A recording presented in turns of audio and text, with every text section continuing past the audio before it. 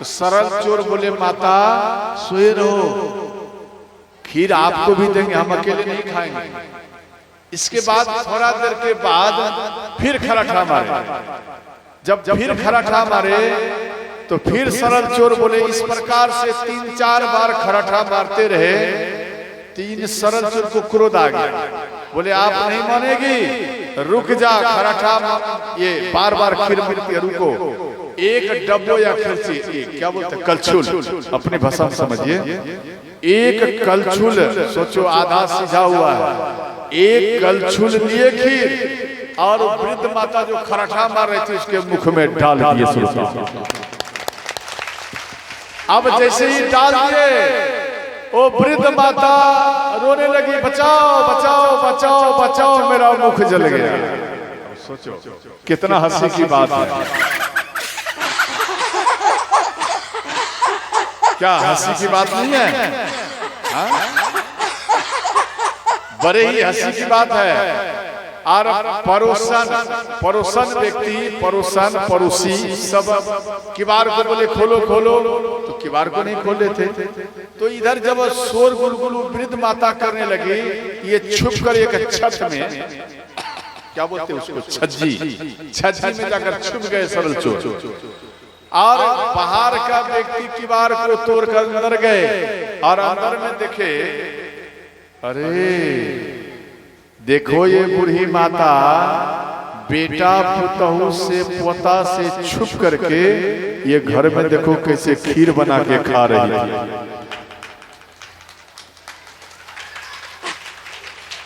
और खीर खाने धतर फतर की होगी खाने में, इसलिए इसका मुख जल गया है। देखो देखो देखो।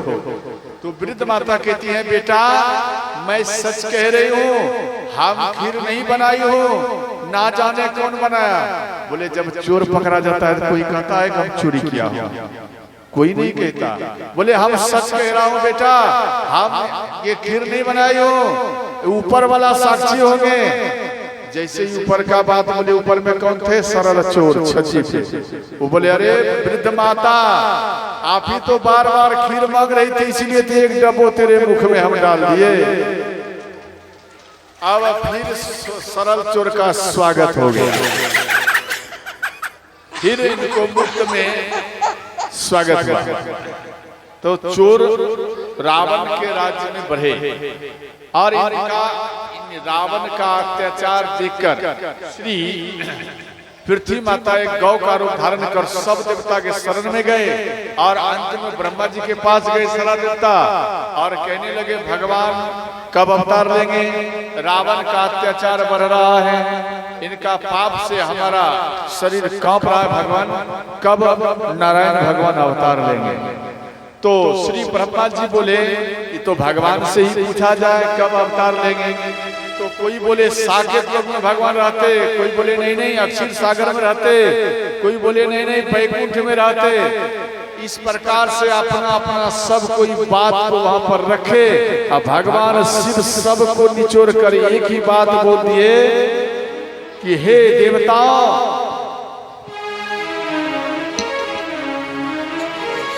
भगवान ना अक्षीर सागर में है, ना बैकुंठ में है, ना स्वर्ग लोक में है।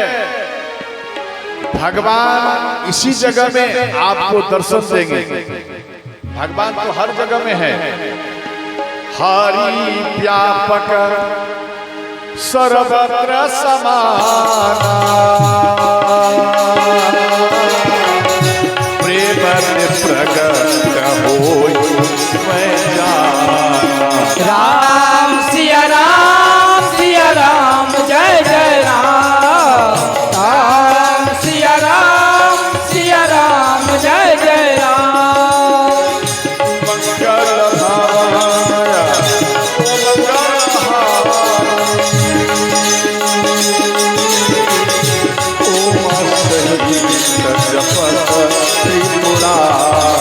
राम सिया राम जय जय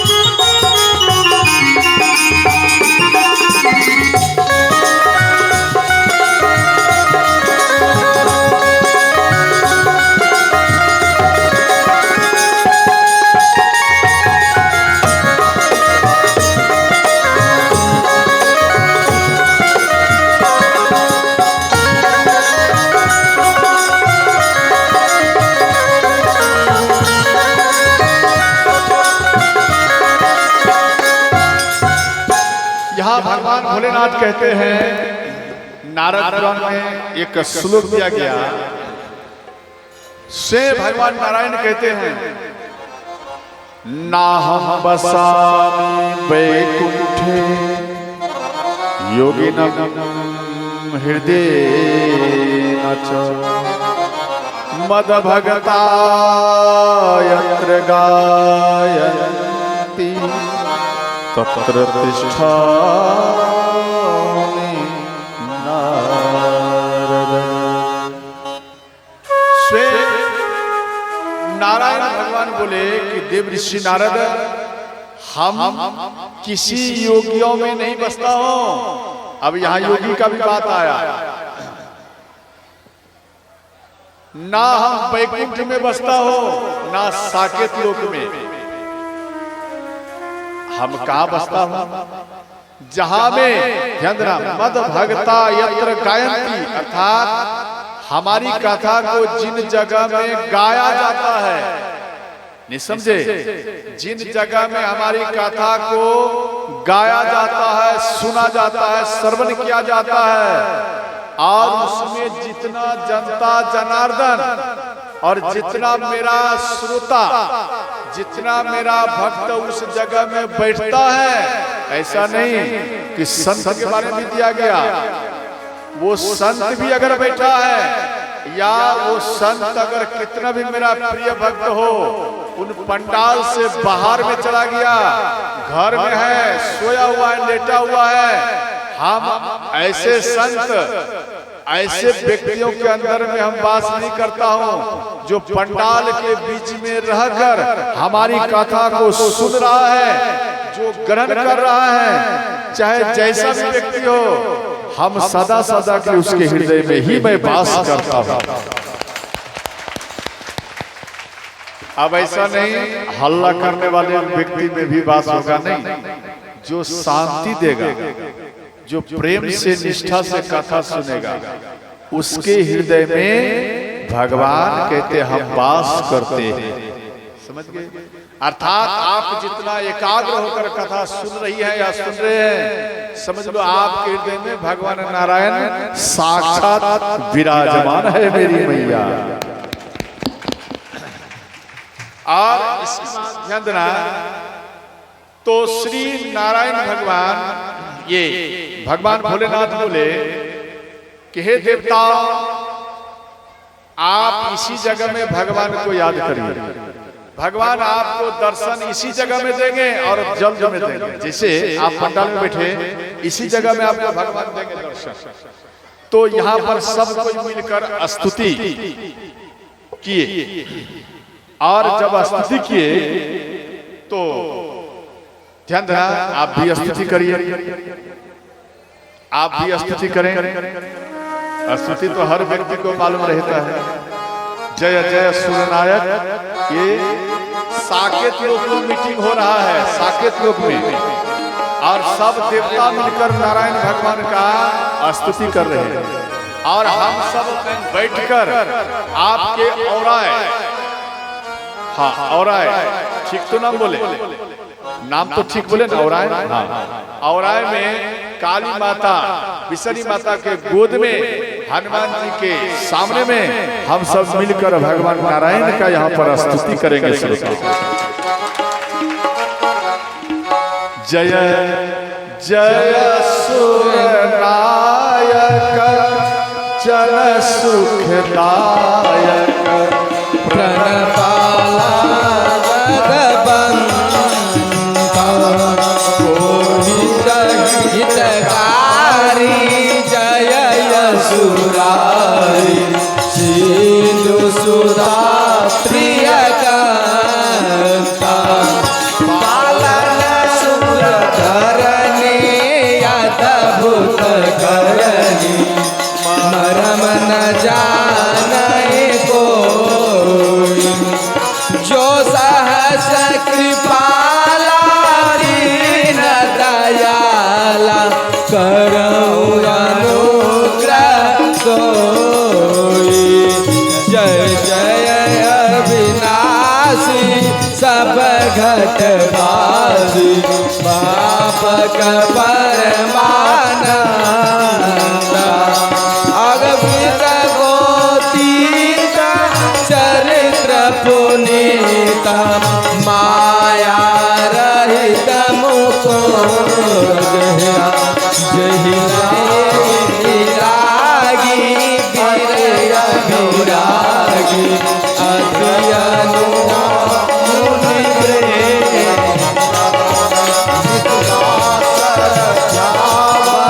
ध्यान गुरावहि गाहि सच्चिदानंदा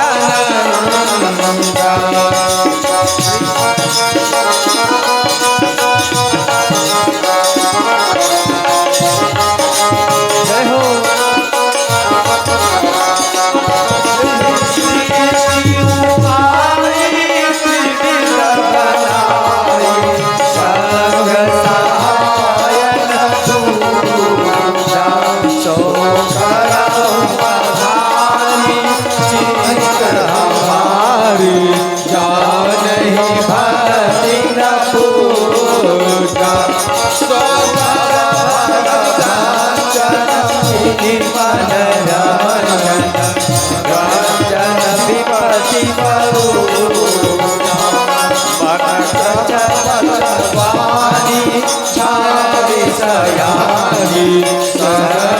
सकल सुर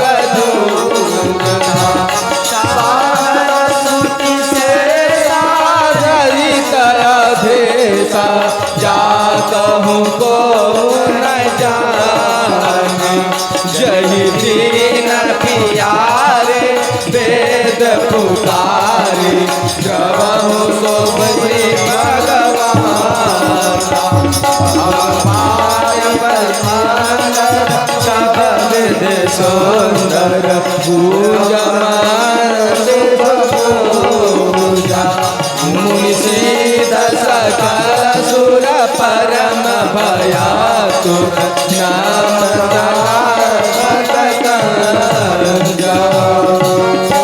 जान समय सुर मुनि बचन सहित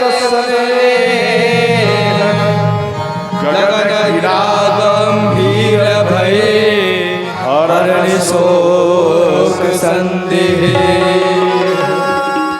श्री रामचंद्र भगवान की जय हो। आप सब जयकारा में क्यों कंजूसी करते हैं? जोर से लगाना चाहिए। बोलो सच्चे दरबार की जय। बहुत आनंद, ध्यान देना। तो श्री भगवान के स्तुति जब किए तो आकाशवाणी द्वारा संकेत किए, प्रत्यक्ष में नहीं।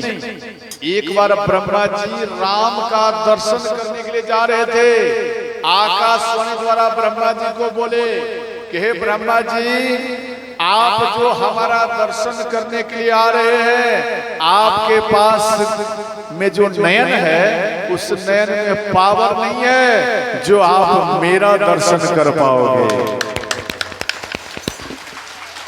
जब जब हम अवतार लेंगे, ध्यान देना, ये राम जो है ब्रह्म राम है, ब्रह्म राम।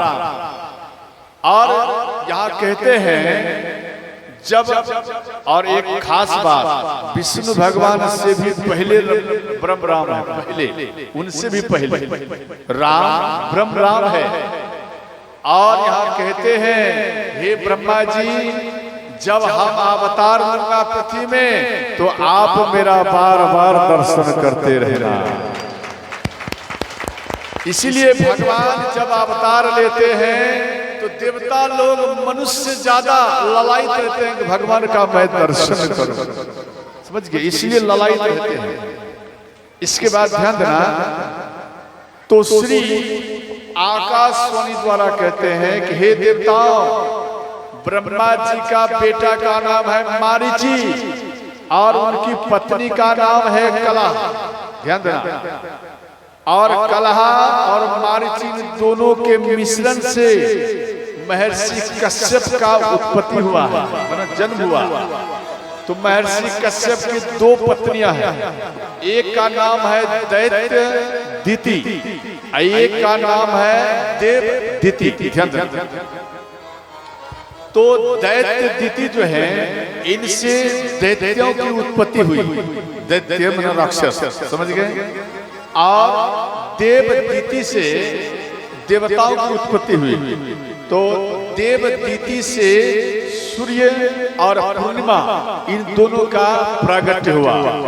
बोलो सूर्य भगवान की जय हो, बोलो पूर्णिमा भगवान की जय हो। तो विश्वकर्मा भगवान की बेटी संज्ञा, ये सूर्य भगवान से विवाह कराए विश्वकर्मा भगवान, और सूर्य भगवान का तेज ज्यादा था, तो संज्ञा सूर्य भगवान के तेज को सहन नहीं कर पाई, अपने पिता विश्वकर्मा भगवान के पास में आई।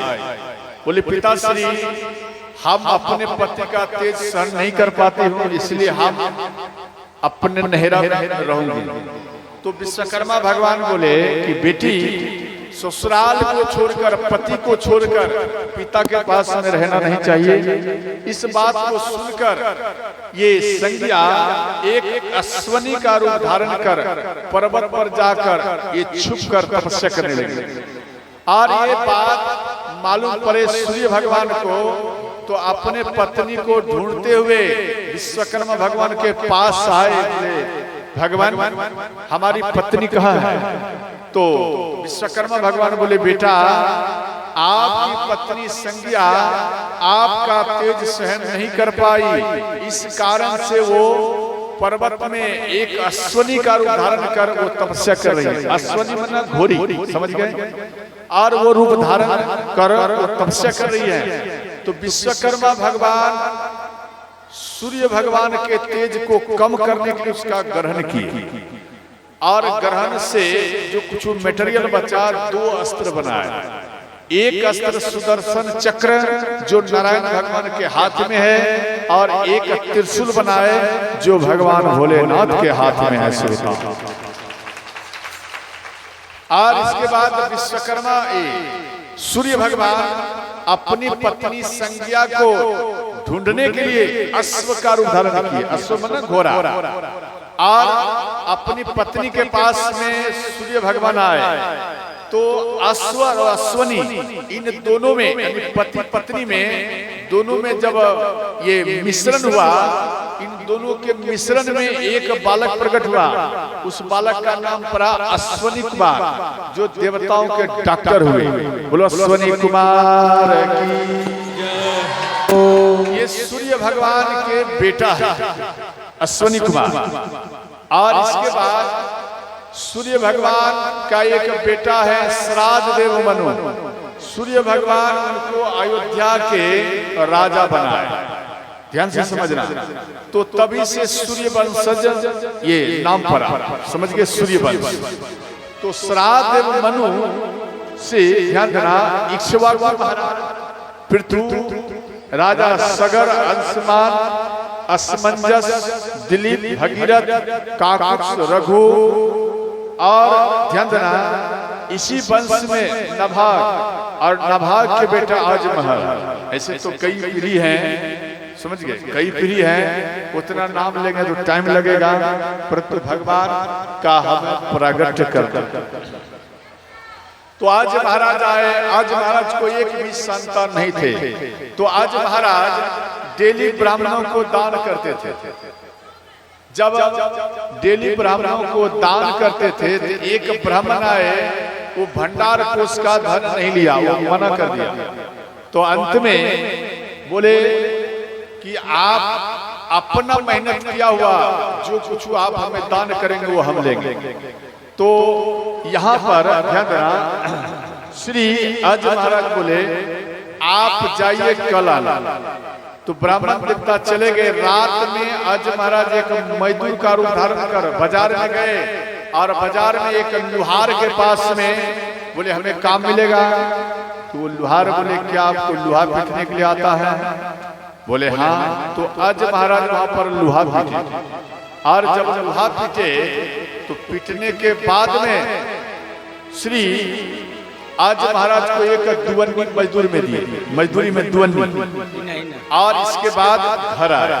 वो लुहार कौन थे, ध्यान देना, वो लुहार पति पत्नी थे, सत्य ही लुहार और लुहारिन का रूप धारण कराए थे। इसके बाद सुबह होने के बाद वो ब्राह्मण देवता भिक्षा के लिए आए, और जब भिक्षा मांगने के लिए आए तो वो दुवन्नी उनको ब्राह्मण देवता को दे दी, और वो दुवन्नी लाकर अपनी ब्राह्मणी को दिए।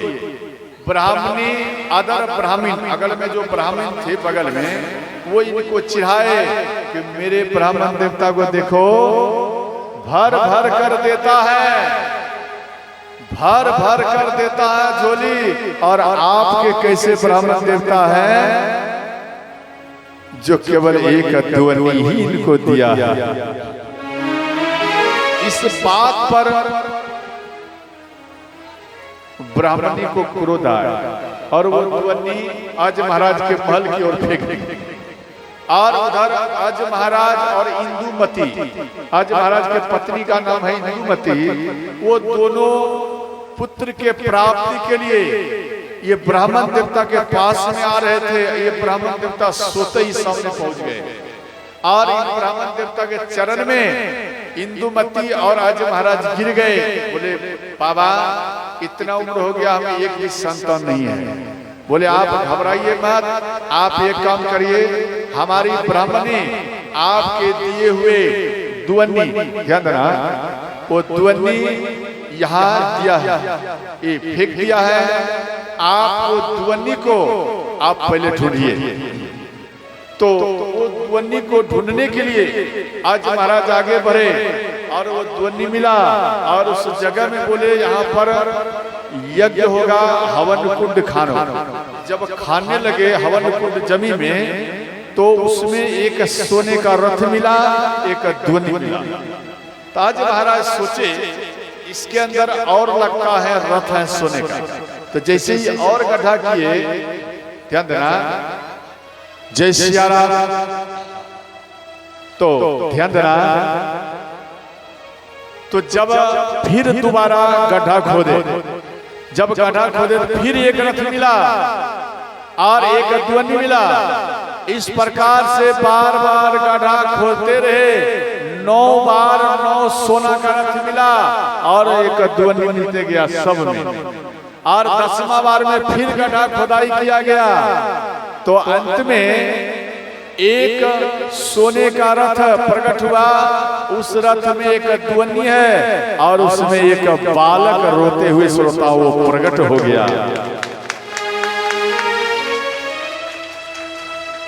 इंदुमती का हृदय पिघल गया, सीना पिघल गया। कोई बालक रो जाए तो माँ को देखना, उनका सीना तुरंत पिघल जाता है। ठीक उसी प्रकार माँ का सीना इंदुमती का पिघल गया, और वो इंदुमती रोते हुए वो बालक को अपना गोदी में ले लिए। और वो ब्राह्मण देवता बोले, हे अज महाराज, एक रथ नहीं, 2 रथ नहीं, ये 10वां रथ में ये बालक प्रकट हुआ है, इसलिए इस बालक का नाम होगा दशरथ। बोलो दशरथ जी महाराज जी की जय हो। तो दशरथ महाराज का प्रकट हुआ, इसलिए यहाँ पर कहते हैं, हे देवताओं, अयोध्या में महाराज दशरथ जी का प्रागट्य हुआ है, और 4 रूप में हम अवतार लूंगा। यहां पर दिया गया, अंसन सहित मनुज अवतारा, अंसन सहित मनुज अवतारा,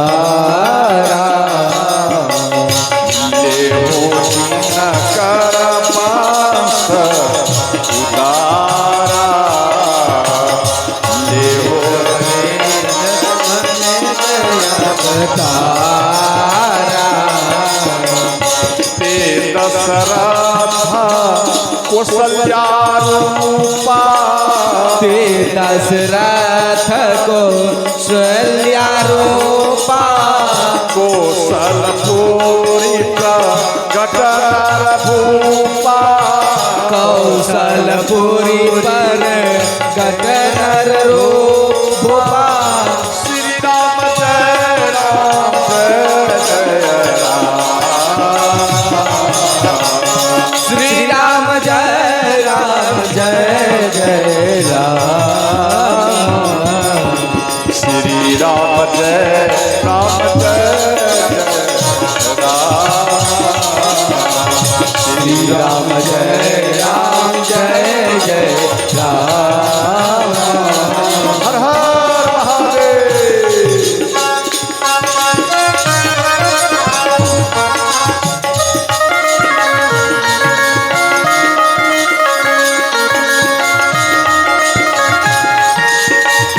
जय जय आहा श्री राधे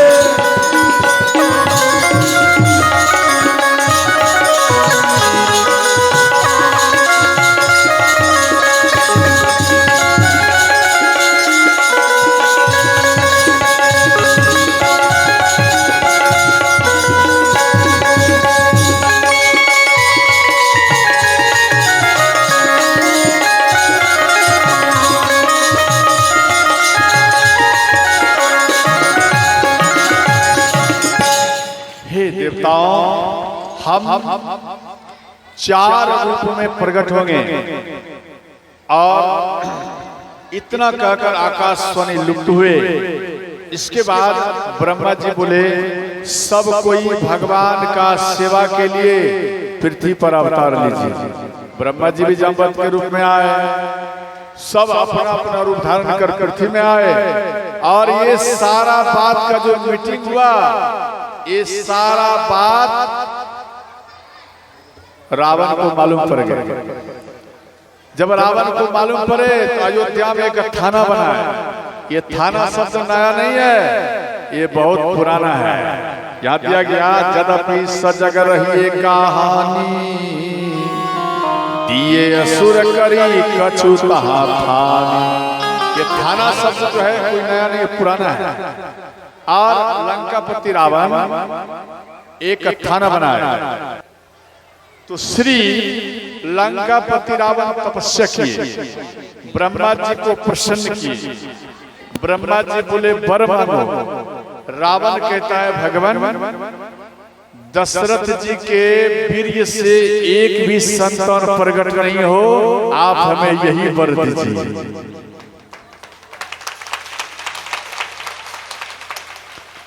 ब्रह्मा जी थोड़ा देर के लिए चिंतन में रहे, उसके बाद बोले तथास्तु, ऐसा ही होगा। और लंकापति रावण को फिर भी विश्वास नहीं हुआ। मन में सोचे देवताओं का क्या पता ये फिर उलट पुलट कर दे तो कौशलपुर में जाकर माँ कौशल्या को चुरा लाए। और एक मंजूषा में, मंजूषा मन पेटारी, उन पेटारी में माँ कौशल्या को बंद कर दिया और ताला मार दिया। और राघो नाम का मछुआरा था, याद है ना? तो उस मछुआरा को राघो नाम का मछुआरा को दे दिया वो पेटारी और बोले जा इस समुद्र में डुबा देना। वो नैया पर लेकर जा रहे हैं। यह कार्य तो रावण भी कर सकते थे, परंतु रावण इसलिए नहीं किए क्यों प्रचंड विद्वान थे। उन्हें मालूम है महाराज दशरथ जी का और कैकेयी का, मंथरा की, कौशल्या माता का, दोनों का सगाई हो चुका है। और लड़का लड़की का अगर सगाई हो जाए तो वो सगाई किए हुए बच्चा या बच्चियों को मारना नहीं चाहिए, उसे गौ हत्या का दोष लगता है। ब्रह्म हत्या का दोष गौ हत्या का दोष लगता है। इसलिए रावण को ये बात मालूम था, इसलिए राघो नाम का मछुआरा को दिए और वो नैया पर लेकर चल दिए समुद्र में इसको डुबाने के लिए। रावण लंका चला गया। ब्रह्मा जी इधर से आए, रावण का रूप धारण किए, राघो नाम मछुआरा को बोले वो पेटारी हमें लाओ। तो वो वापस आए, वो पेटारी इन ब्रह्मा जी को दिए जो रावण के रूप में थे, तो ब्रह्मा जी को दिए। और सुमन जी महाराज दशरथ जी आ रहे थे वन में, तो जिस मार्ग में आ रहे थे उसी जगह में ये मंजूषा को रख दिया। और सुमन जी महाराज दशरथ जी देखे तो महाराज दशरथ जी बोले मित्र इस मंजूषा के पेटारी के ताला को तोड़ दिया जाए। जैसे ही तोड़ दिए और पेटारी को खोले उसमें कौशल्या माता ही श्रोता वो उठकर खड़ी हो गई।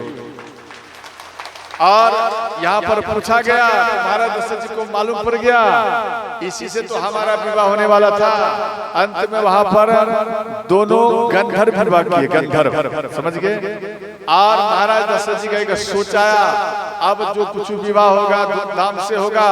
सुमन जी को बोले आप रथ पर कौशल्या को कौशलपुरी में दे आइए। और ठीक जब देने के लिए गए तो वहां पर कौशल नरेश बोले कि हे सुमन जी आप अपने महाराज को बोलिए कि वो विवाह करने के लिए अपने बराती के साथ में आवे। तो ये समाचार जाकर महाराज दशरथ जी को बोले और महाराज दशरथ जी अपार संख्या में श्री यंदना कौशल नरेश के यहाँ आए विवाह करने के लिए। और विधिवत महाराज दशरथ जी का और माँ कौशल्या का श्रोताओं विवाह हो गया। और एक वृद्धाश्रम की सुता सयानी उनकी एक बेटी थी और वो अपनी बेटी से सुमन जी का विवाह कराया। जब इनका विवाह कराए और रोमपाद का भी विवाह ये कौशल नरेश के ही नगरी में हुआ है। एक नाते से श्री सुमंत जी और रोमपाद महाराज दशरथ जी सुमन जी और रोमपाद ये सब ये आपस में सारू हैं, ये आपस में सारू हैं। तो ध्यान देना अंत में श्री माँ कौशल्या का विदाई हुआ और अयोध्या में आया। एक बार योद्धा जी के पास में श्री महाराज दशरथ जी आए। योद्धा जी कैकेयी नरेश के बेटा है और आपस में दोनों मित्र बैठकर बात कर रहे थे। एक घोड़े पर माँ कैकेयी पुरुष का युवक का वस्त्र पहनकर वो तलवारबाजी सीखते हुए आ रही थी। महाराज दशरथ जी का दृष्टि पड़ा, बोले मित्र ये कौन है राजकुमार जो तलवार कुछ तीव्र चला रहा है। तो योद्धा जी तो बोले हे महाराज ये राजकुमार नहीं है तो ये हमारी बहन कैकेयी है राजकुमारी। बोले अच्छा क्या ये तलवार जानती? बोले हाँ। तो क्या ये तलवार का चमत्कारी नहीं दिखाएगी? बोले हाँ अवश्य दिखाएंगे। तो योद्धा जी बोले बहन आप एक काम करिए आप तलवार का कुछ चमत्कारी दिखाइए। तो श्री माँ कैकेयी घोड़े पर लगाम मुख में लगाई और हाथ में दोनों हाथ में तलवार ली, घोड़े को तीव्र में उड़ाए और एक ही छलांग में तार के वृक्ष के ऊपर से काटते हुए दोनों तलवार से नीचे में आकर माँ कैकेयी खड़ी हो गई। तो महाराज दशरथ जी बोले मित्र क्या ये पैर कर चुका? बोले हाँ कर चुका है। तो पैर गिरा नहीं, पैर खड़े का खड़ा ही रह गया। तो योद्धा जी बोले बहन जरा इस पैर को हिला। जैसे ही माँ के कई पैर को हिलाई और वो तार का गाछ वो सैकड़ों टुकड़े ही श्रोता हो चुके थे। और इसके बाद इसका मन इसके ऊपर आ गया महाराज दशरथ जी का। योद्धा जी समझ गए, अपने पिता के पास जाकर सारा बात बोले और अंत में माँ कैकेयी के साथ में महाराज दशरथ जी का श्रोताओं विधिवत विवाह हुए। माँ सुमित्रा नगर में जाकर माँ सुमित्रा से विवाह किए। इस प्रकार से 3 विवाह किए। समझ गए? ऐसे तो वाल्मीकि रामायण में दिया गया 360 विवाह किए हैं महाराज दशरथ जी। 360 जब जब परशुराम भगवान मारने के लिए आते थे तब तब ये विवाह के जोड़े में रहते थे। और जोड़ा में देखकर परशुराम भगवान मारने के बदले और आशीर्वाद देकर के ही श्रोता वो चले जाते थे वापस।